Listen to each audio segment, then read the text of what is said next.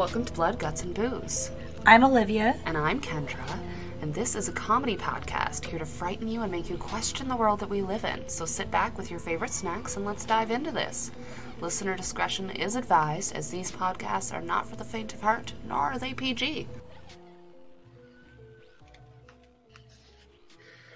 Welcome back to our second episode of Listener Stories.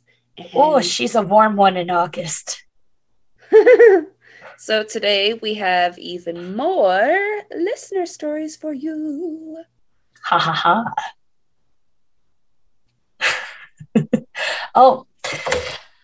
The first story we have today is actually about Kendra here. Her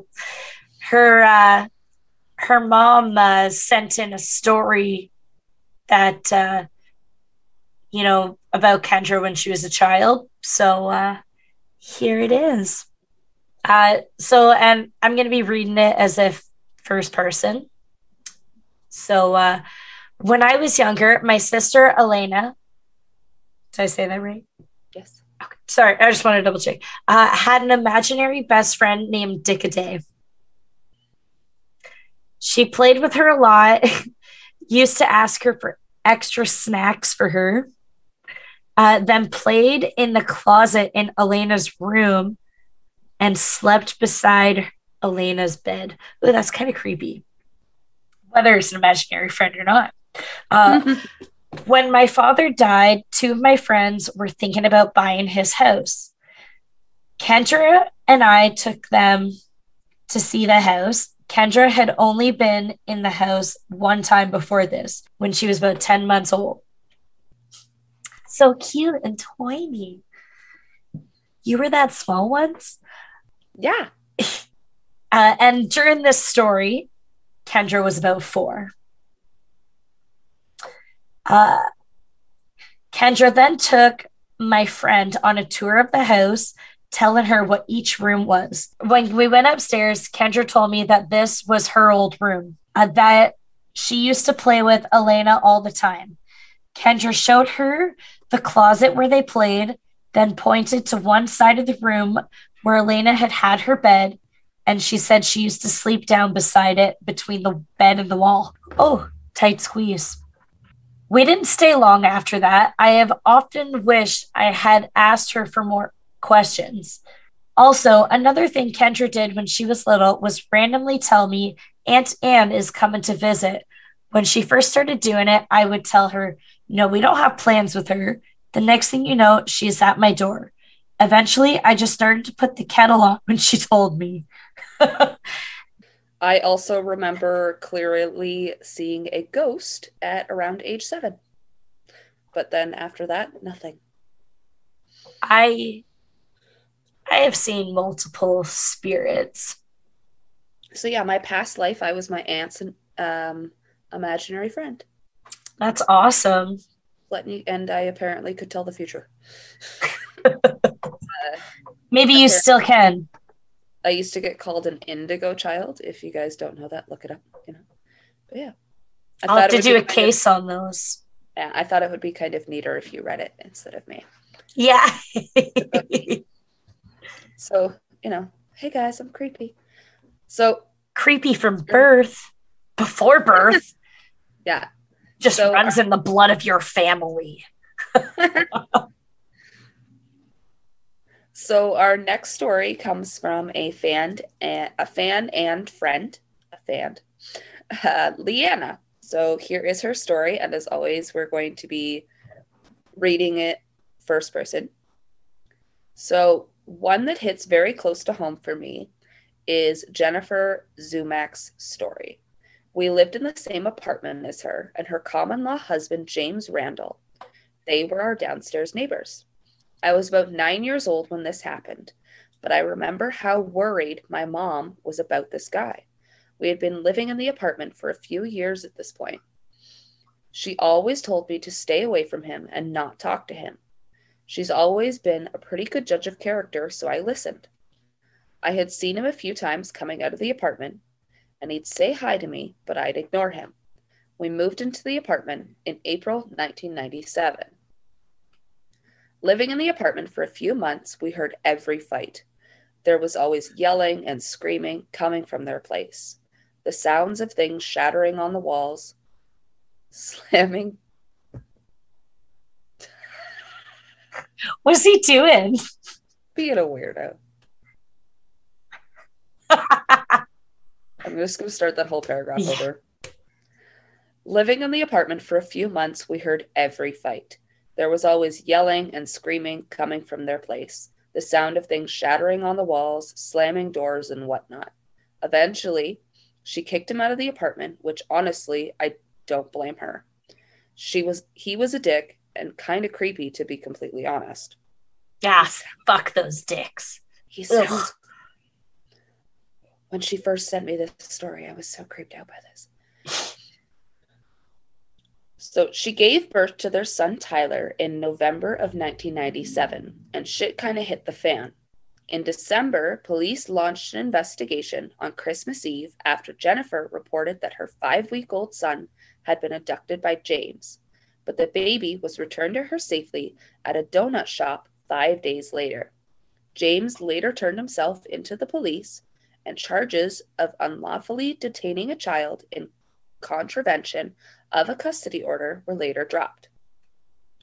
They reunited and lived together for a little more than a year before she went missing. One night, shortly after James had moved back in, my mom had spoken to Jennifer. She told her to be careful because she had seen James with a fairly large knife coming from his truck. When she was outside with us kids, Jennifer didn't believe her and told her to basically mind her own fucking business. My mom went to a psychic and was told that she should be on guard. They didn't give her much details other than that there was going to be a red truck with a long wooden box in the back that she should be aware of. One day, we heard a bunch of yelling and screaming coming from the apartment, which was pretty usual. Something shattered against the wall, a door slammed, and it was quiet. Later on that evening, we heard banging coming from the apartment, but we really didn't think anything of it. Shortly after that night, my mom went out on the balcony, her favorite place to sit, and noticed a red truck in the parking lot, which had a big wooden box in the back, made out of what looked like doors. Jennifer, 21, was last seen on January 15th, 1999. She was then reported missing on January 17th, 1999 by James Randall, 31. He was the number one suspect in her disappearance, but the police had zero proof that it was him. Allegedly, one night at a bar, an undercover officer put a bug in James's ear that the police were planning on checking out an area just outside of Shelbourne for the woman who had gone missing. By the way, all of this happens around Orangeville, Ontario. Just so you guys know. James got worried, thinking that they were getting close, and on September 6th, 2000, he decided to go move her severed head. Oh.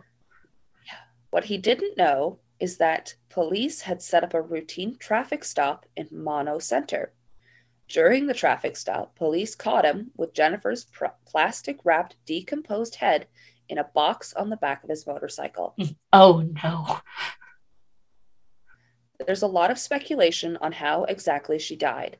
The defense contended that she died accidentally when James threw a glass at her, and it shattered on the wall and severed a vein or artery. James then cut up her body with a hatchet to hide her. Forensic testimony indicated that she had died from a hammer blow to the head. Oh. The defense also said the skull fracture was caused by a clamp Randall used while dismembering the body. Oh, no. We believe that she was murdered in the apartment and carried out of the apartment in the box made from the doors in the unit. All the doors inside his apartment were missing. We know this because my parents were friends with the superintendents who had to prepare the apartment for the next people to move in after he was arrested. James's brother, Richard Randall, 27, was involved in the cutting up and burying her body pieces and was later charged as an accessory. His reason for murdering her was that he wanted her out of the way so that he could have full custody of their son, Tyler. He was charged with first-degree murder. After the events, police started looking into the suicide of his first wife, Karen Dalton, 23. James and Karen were married in August of 1991, but had separated before she died of carbon monoxide poisoning 9 months later. She was found sitting in her car with a hose venting exhaust fumes into a window with a handwritten suicide note on the dash and a bottle of sleeping pills beside her body. Family and friends thought from the beginning that there was foul play involved. Gloria Dalton, Karen's mother, has been trying to get Shelbourne police to reopen and investigate her daughter's apparent suicide with no luck. After a month of forensic evaluation, investigators changed it to a suspicious death. The end. Wow. What the fuck? I mean, I guess karma bit him in the ass at the end, but like, what the fuck? Yeah. So that is Leanna's story. And we are so sorry that you had to go through that as a kid. Yeah. So, to live above a murderer, that's crazy. I don't think I could, like, I can't imagine. Well, yeah, you know, sometimes you don't always know who your neighbors are. Yeah. We are glad you stayed away from him. Mm-hmm. Because he sounds like a very, very unpleasant person. Yeah.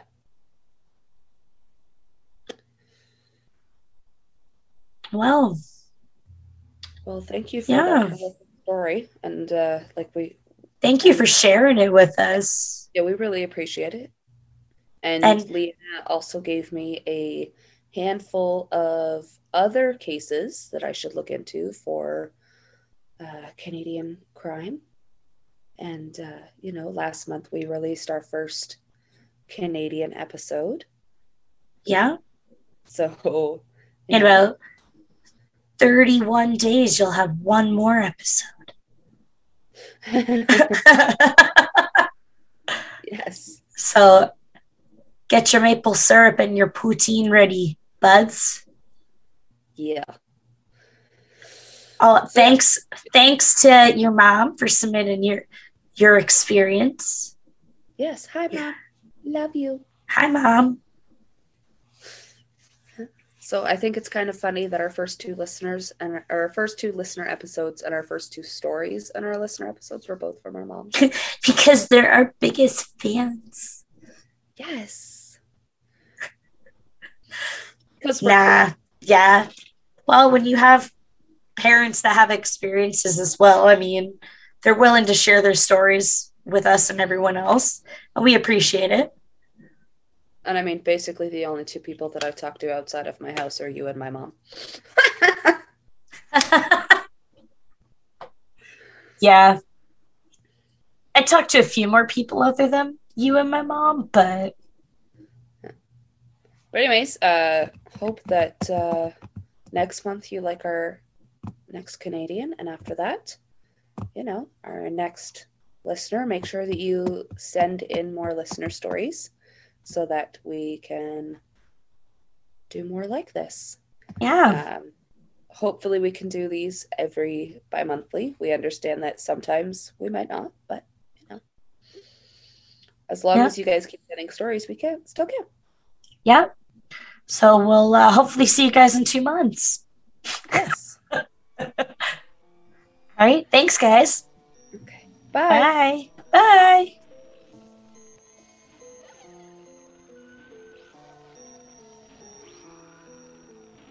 Special thanks to Dylan Sears for the theme song and Sally Gunter for the cover art.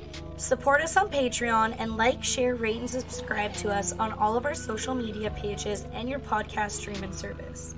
Do you have any personal stories or suggestions for the show? Email us at bloodgutsandbooze@gmail.com.